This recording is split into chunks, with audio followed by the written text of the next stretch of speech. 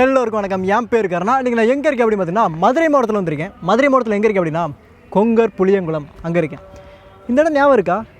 ஒரு சின்ன ஒரு மனக்கசப்பு வந்து ஏற்பட்டது. கடந்த ஒரு மாதம் ஆயிடுச்சு.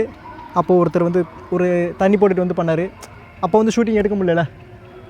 அது சம்பவம் உங்களுக்கு ஞாபகம் இருக்கா?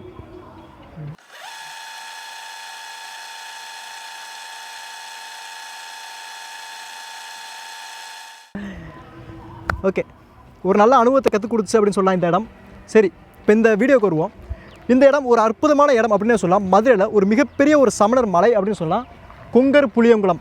அதுபோக 1ஆம் நூற்றாண்டை சேர்ந்த 3 பிராமி கல்வெட்டுகள், அதாவது தமிழி கல்வெட்டுகள் வந்து இங்கே இருக்குது.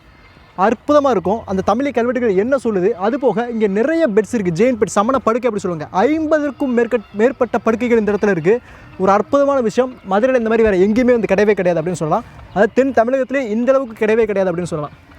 இந்த வீடியோ ஃபுல்லாமே பாருங்கள். இந்த இடம் எப்படி இருக்குது, இதோட வரலாறு என்ன, அந்த தமிழ் கல்வெட்டுகள் என்ன சொல்ல வருது, எல்லாமே தெரிஞ்சுக்கலாம். வாங்க வீடியோக்குள்ளே போகலாம்.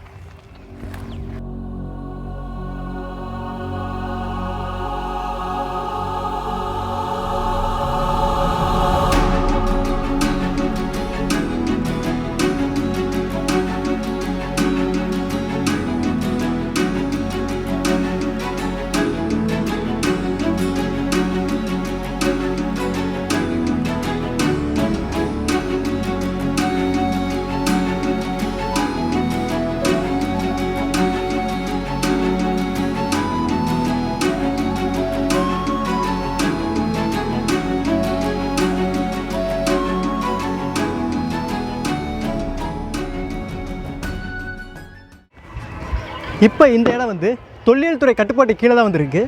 நீங்கள் கிட்டத்தட்ட ஒரு 60 படிக்கட்டுகள் வந்துருக்குங்க. கடைசியில் மேலே போட்டிருக்காங்க. தொல்லியல் துறை நல்லாவே இப்போது சீரமைப்பு பண்ணியிருக்காங்க, பாதுகாத்துட்ருக்காங்க அப்படின்னு சொல்லலாம். வாங்க மேலே போகலாம்.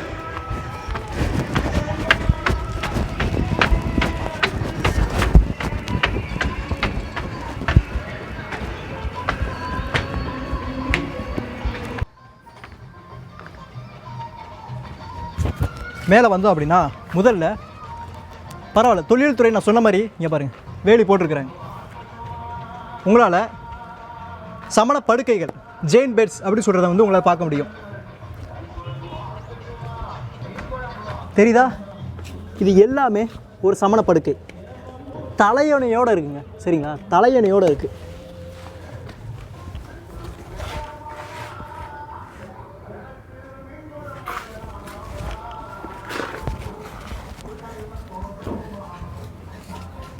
இங்கே பாருங்கள், நல்லா அற்புதமாக இருக்குது.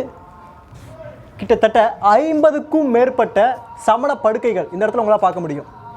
50க்கும் மேற்பட்டது தலையணையோடு இருக்குது. இந்த மாதிரி வேறு எங்கேயுமே கிடையாது. சமண படுக்கைகள் அப்படின்னா என்ன அப்படின்னா சமண படுக்கைகள் அப்படின்னா என்ன அப்படின்னா சமணர்கள் படுத்து ஓய்வு எடுக்கிற இடம். சரிங்களா? சமணர்கள் கல்வி, மருத்துவம் இது எல்லாமே போதிப்பாங்கள்ல, போதிச்சுட்டு அவங்க எல்லாமே தங்குற இடம் இந்த இடமா தான் இருக்கும். இங்கே தான் நைட்டு தூங்குவாங்க அப்படின்னே சொல்லலாம். ஒரு அற்புதமான இடம். மதுரை மட்டும் கிட்டத்தட்ட ஒரு 18 இடங்கள் வந்து சமண படுக்கைகள் இருக்குன்னு சொல்லியிருக்கோம். நம்ம நிறைய பார்க்கவும் செஞ்சுருக்கோம். எடுத்துக்காட்டுக்கு யானை மலையிலிருந்து ஆரம்பித்து இங்கிட்டு இருக்கிற பெருமாள் மலை, இப்போ கொங்கர் புளியங்குளம் இங்கே இருக்குல்ல, இந்த கொங்கர் புளியங்குளம், சமணமலை, கீழக்குயில்குடி இப்படின்னு நிறைய இடங்களை மதுரைகளை சுற்றி மட்டுமே நிறைய இடங்களில் சமணர்கள் வாழ்ந்துருக்கிறாங்க அப்படின்னு சொல்லலாம். அங்கே இருக்கிற எல்லாத்துலேயுமே வந்துட்டு இந்த இடத்துல தான் சமண படுக்கைகள் நிறைய இருக்குது. அப்போனா அவங்களாம் தங்குறதுக்கான ஒரு இடமா இருக்கும். இது அவங்களோட வீடு மாதிரி வச்சுக்கோங்களேன். அதெல்லாம் ஸ்கூல் அங்கே போய் கொஞ்சம் சொல்லிக் கொடுக்குறாங்க, இங்கே வந்து தங்குறாங்க. அந்த அளவுக்கு இருந்திருக்கு. எல்லாமே கொஞ்சம் பக்கத்தில் தான், 2 கிலோமீட்டர் 1 கிலோமீட்டர் அவ்வளோ தொலைவில் இருக்குது. ஒரு அற்புதமான இடம் சமண படுக்கை. ஆனால் வழக்கம் போல் நம்ம மக்கள் என்ன செய்கிறாங்கன்னா அவங்களோட பேர்களை எழுதி இதோட அந்த ஒரு பொக்கிஷத்தை வந்து அழிக்கிறாங்க அப்படின்னு சொல்லலாம். இங்கே பாருங்கள், தெரியுதா?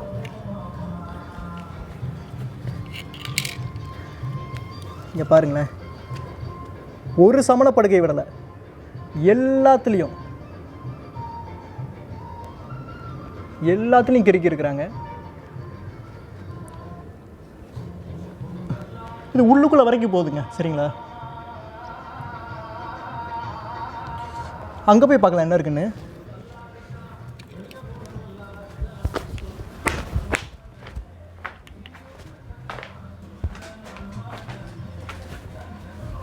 பார்த்துவா?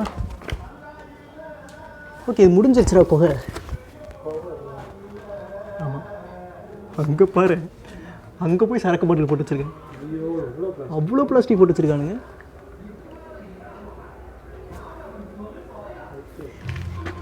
இது அந்த காலத்தில் ஒரு அவ்வளோ முக்கியமான இடமா இருந்திருக்கு. இது இன்னும் அழியாமல் இந்த சமணப்படுக்கை இருக்குது பாருங்க. வவ்வால் கூட எச்சங்கள் உங்களால் ரொம்ப ஸ்மெல் அடிக்கும் நீங்கள் வந்தீங்கன்னா. இங்கே பாருங்கள், இந்த சமணப்படுக்கைன்னு நம்மள இந்த சமணப்படுக்கை இன்னும் நல்லா இருக்குது.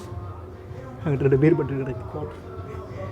இந்த சமணப்படுக்கை நல்லா இருக்குது, முழுக்க சமணப்படுக்கை அற்புதமாக இருக்குது பார்க்க. ஆனால் பேர் எழுதி வச்சு அளிக்கிறது ரொம்ப ஒரு மன வருத்தத்தை வந்துடுது.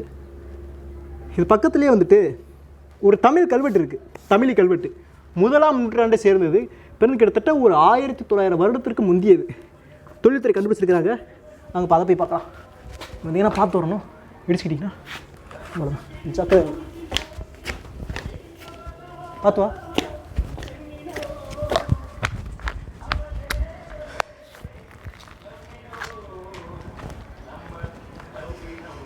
இன்றைக்கி வெளியே ஏதோ ஃபங்க்ஷன் நினைக்கிறேன். இன்றைக்கி ஞாயிற்றுக்கிழமை ஏதோ ஃபங்க்ஷன் நினைக்கிறேன்.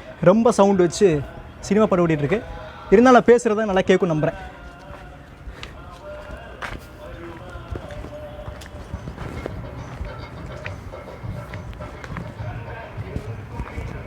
மூன்று தமிழி கல்வெட்டுகள் இருக்குது, 1ஆம் நூற்றாண்டை சேர்ந்தவை. சரிங்களா? இதில் என்ன ஒரு அழகு அப்படின்னா, இங்கே பாருங்கள், மழை பெஞ்சு எதுவும் ஆயிடக்கூடாது அப்படின்றதுக்காண்டி அதை செதுக்கி விட்ருக்காங்க. மழை பெஞ்சால் கூட எப்படியே விழுந்துடும். இந்த கல்வெட்டில் அவங்க என்ன சொல்ல வர்றாங்களோ அது காலங்காலமாக இருக்கும் அப்படின்றதுக்காக அவங்க பண்ணியிருக்கிறாங்க. இந்த கல்வெட்டில் இப்போ என்ன எழுதியிருக்கு அப்படின்னு பார்த்தோம்னா,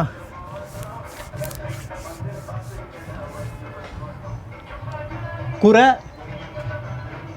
கொடுப்பித்தவன், குற கொடுப்பிதவன், உபச அன் உபருவன் அப்படின்னு எழுதியிருக்கு. குற கொடுப்பித்தவன், குற அப்படின்னா கூரை. சரிங்களா? கூரை கொடுப்பித்தவன், கொடுப்பித்தவன் அப்படின்னு நம்ம பொருள் கொள்ளணும். கூரை கொடுப்பித்தவன், உபச உபச உபச அன், உபச அன் உபருவன். உபசன் அப்படின்னா இந்த இதை செதுக்கிட ஒரு சமண ஆசாரிகளை வந்து குறிக்குது அப்படின்னு சொல்கிறாங்க. உபருவன் அப்படிங்கிறது இந்த இதை கொடுக்கறதுக்கு, இந்த கூரை கொடுத்த வர பேரை வந்து குறிக்குது அப்படின்னு சொல்கிறாங்க. குற கொடுப்பித்தவன், கூரை கொடுப்பித்தவன், உபச அன் உபருவன். இது முதல் கல்வெட்டு. இதை ஒட்டியே 2வது ஒரு கல்வெட்டு ஆரம்பிக்குது. அதுக்கப்புறம் 3வது கல்வெட்டு. இப்போ பரவாயில்ல, நல்லா பண்ணியிருக்கிறாங்க தொழில்துறை. மேலே பாருங்களேன். இப்போ மழை பெஞ்சாலும் எதாவது ஆயிடக்கூடாதுன்றக்காண்டி ரீசெண்டாக அது நல்லா பண்ணியிருக்கிறாங்க.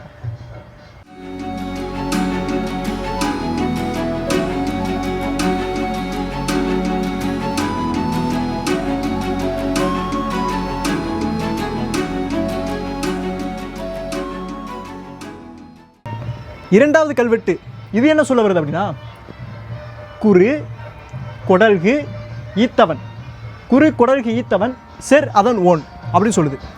குறு அதுங்க கூரை அப்படின்னு சொல்லி பார்த்தீங்களா, இங்கே இதுவும் குறு அப்படிங்கிறதும் கூரையைத்தான் வந்து குறிக்குது.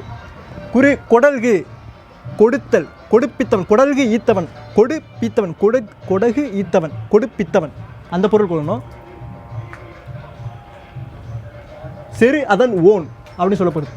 இந்த இடத்துல எது சொல்கிறாங்கன்னா, பொண்ணை குறிக்குது. அதாவது அதுக்கான அந்த செல்வத்தை கொடுக்குறாங்களே, இதை செய்கிறதுக்கான அந்த ஆசிரியருக்கு அந்த ஊதியம் கொடுக்குறாங்களே, அவங்கள வந்து இது வந்து குறிப்பிடுது.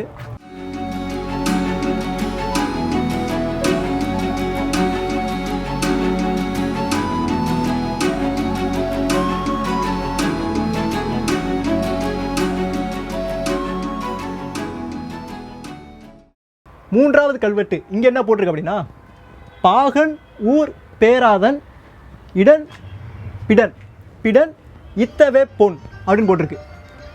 பாகன் ஊர் இத்தாவன், பாகனூரை சேர்ந்தவன். பாகனூர் அப்படிங்கிற இங்கே இது வந்து இப்போ நாகமலை இது இருக்குல்ல, பின்னாடி வைகை ஆறு. ஸோ இந்த வைகை ஆறை ஒட்டி ஓடுற ஒரு அழகான ஒரு கிராமம் அப்படின்னு சொன்னால் பாகனூர். ஸோ அந்த இதை குறிக்கிறது. இத்தவே கடைசி பொன் முடியுது. இவரும் ஒரு பொருள் கொடுத்துருக்கிறார் அப்படிங்கிறது இந்த கல்வெட்டு வந்து அற்புதமாக விளக்குது. முதல் கல்வெட்டு இதை செஞ்ச அந்த ஆசாரி, இந்த இடம் கொடுத்தவர். மற்ற இரண்டும் இந்த பொன் கொடுத்தவர்கள். இதுக்காக இந்த இடத்துக்காண்டி பொன் கொடுத்தவர்கள், இந்த சமண படுக்கைகள் இது எல்லாமே செய்யறதுக்காக பொன் கொடுத்தவர்கள் வந்து குறிக்குது. ஒரு அற்புதமான தமிழ் கல்வெட்டு அப்படின்னு சொல்லலாம். 1ஆம் நூற்றாண்டை சேர்ந்த ஒரு அற்புதமான கல்வெட்டு. ரொம்ப சந்தோஷம் தொழில்துறை பாதுகாக்கிறது. ஆனால் நான் மறுபடியும் சொல்கிறேன். இங்கே பாருங்கள் எழுதுகிறாங்க. இங்கே பாருங்கள், இது வந்து நான் 1900 வருடத்திற்கு பழமையான ஒரு கல்வெட்டு சரிங்களா. இது ஒரு வேளை போயிருச்சு அப்படின்னா திரும்ப கிடைக்காது. நீங்கள் ஒரு கோடி இதை தப்பாக இழுத்து விட்டிங்கனாலும் பொருள் மாறிடும். ரொம்ப அது தப்பான விஷயம். வரலாற்றையே மாற்றி போடணும் நீங்கள் சொல்கிறது சரிங்களா. அந்த மாதிரி ஏதாவது தவறு வந்து இங்கே வந்தீங்கன்னா பண்ணவே பண்ணாதீங்க சரிங்களா. ஒரு அற்புதமான ஒன்று.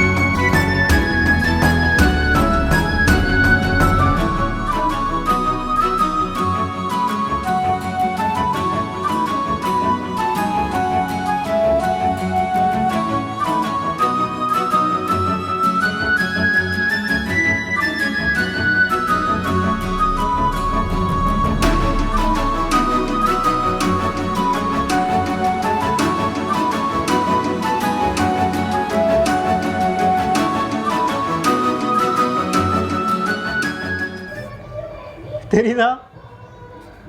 வௌவால், நிறைய வௌவால் இருக்குது. அதனாலே இந்த இடம் உள்ளுக்குள்ளே நீங்கள் போகிறீங்கன்னா அந்த இடம் வந்து உங்களுக்கு எச்சம் நிறைய அடிக்குது. கொஞ்சம் ஸ்மெல்லாக இருக்குது. இந்த சைடு கூடி போகணும். இப்படி இறங்கி இந்த சைடு போகணும். அந்த சிலையை பார்க்குறதுக்கு, அந்த சிற்பத்தை பார்க்குறது அப்படி போகணும். இது நீங்கள் வர்ற வழி. இப்படி போனீங்கன்னா மேலே இதை பார்க்கலாம் சரிங்களா, கல்வெட்டுக்களை பார்க்கலாம். இந்த சைடு போனீங்கன்னா அந்த மகாவீரரோட சிற்பம் மட்டும் அங்கே இருக்கும். வாங்க போகலாம்.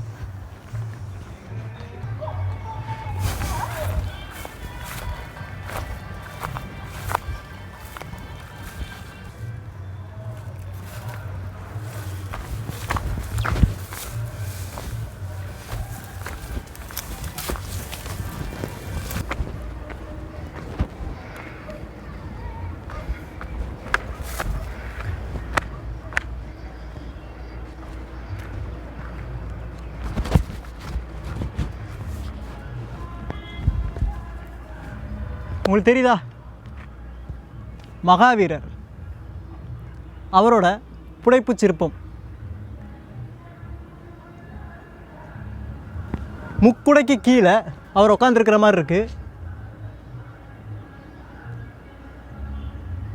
2 பேர் சாமரம் வீசுகிற மாதிரி அவர் உட்காந்துருக்கிறது. அதாவது பத்மாசனத்தில் வந்து அவர் இருக்கிறார். இந்த சிற்பம் 9-10ஆம் நூற்றாண்டை சேர்ந்து அப்படின்னு இந்திய தொழில் துறை வந்து சொல்லியிருக்கிறாங்க. ஒரு அற்புதமான இடங்க சரிங்களா. அதாவது 1ஆம் நூற்றாண்டை சேர்ந்த 3 தமிழ் கல்வெட்டுகள் வந்திருக்கு. அதுபோக 50க்கும் மேற்பட்ட சமண படுக்கைகள். இந்த பக்கம் மகாவீரர் 9-10ஆம் நூற்றாண்டை சேர்ந்த மகாவீரர் அவரோட புடைப்பு சிற்பம் வந்து இந்த இடத்துல இருக்குது. ஒரு அருமையான இடம். கொங்கர் புளியங்குளம், மதுரை மாவட்டத்தில் பார்க்க வேண்டிய ஒரு முக்கியமான இடம். உங்களுக்கு சண்டே வீக்கெண்டில் ட்ரிப் இருக்குது. அதாவது நீங்கள் மதுரை பக்கம் போகிறீங்க, மதுரை கிராஸ் பண்ணி போகிறீங்க. அதாவது இது வந்து தேனி போகிற ஹைவேயில் அப்படியே உள்ளுக்குள்ளே இருக்குது சரிங்களா. இல்லை நீங்கள் திண்டுக்கல்லேருந்து மதுரை தாண்டி போகிறீங்க அப்படின்னாலும் நீங்கள் மெயினில் ஹைவேலேருந்து கரெக்டாக ஒரு கொஞ்சம் தூரம் தான் இருக்கும். நீங்கள் ஒரு 4-5 கிலோமீட்டர் தான் நீங்கள் உள்ளே வந்து பார்க்கலாம். காமராஜ் யூனிவர்சிட்டிக்கு அப்படியே அடுத்து வந்துருக்கும். ஒரு அற்புதமான இடம் கொங்கர் புலியங்குளம். நான் கூகுள் மேப் டிஸ்கிரிப்ஷனில் கொடுக்குறேன், கண்டிப்பாக வந்து பாருங்கள். எப்பப்போலாம் வரலாம் அப்படின்னா சேஃப்டி பர்பஸ் அப்படின்னு பார்த்துக்கிட்டிங்கன்னா டே டைமில் வந்துருப்பாங்க சரிங்களா. யாருமே இருக்க மாட்டாங்க. உங்களுக்கு எந்த ஒரு நிறைய மக்கள் நடமாட்டமே இந்த இடத்துல இருக்காது. பட் நீங்கள் யங்ஸ்டராக இருந்தீங்கன்னா வரலாம். அப்படி இல்லைன்னா ஃபேமிலியாக வாங்க, வந்து பார்க்க வேண்டிய ஒரு அற்புதமான இடம். ஒரு வரலாற்று நினைவு சின்னம், ஒரு அற்புதமான சின்னம் அப்படின்னு வந்து சொல்லலாம். கூடிய விரைவில் வந்துட்டு சமணம் ஆசிவம் இதுக்கான ப்ரிப்பரேஷன்ஸ் ஆல்மோஸ்ட் முடிஞ்சிருச்சு அப்படின்னு சொல்லலாம். கூடிய விரைவில் அந்த காணொலி வந்துடும். சமணம்னா என்ன, ஆசிவகம்னா என்ன அப்படின்றத பற்றி கூடிய விரைவில் வந்து ஒரு வீடியோ வரும். இது ஒரு அற்புதமான காலியாக இருக்கும் நம்புகிறேன். இன்றைக்கி கூட வந்து ரொம்ப நன்றி. ஸோ அஜித் நன்றி சொல்லிடுங்க. அவன் தான் ஃபுல்லாக கேமரா ஃபுல்லாக பார்த்தான். அவ்வளோ இந்த வீடியோ முடிஞ்சிச்சு.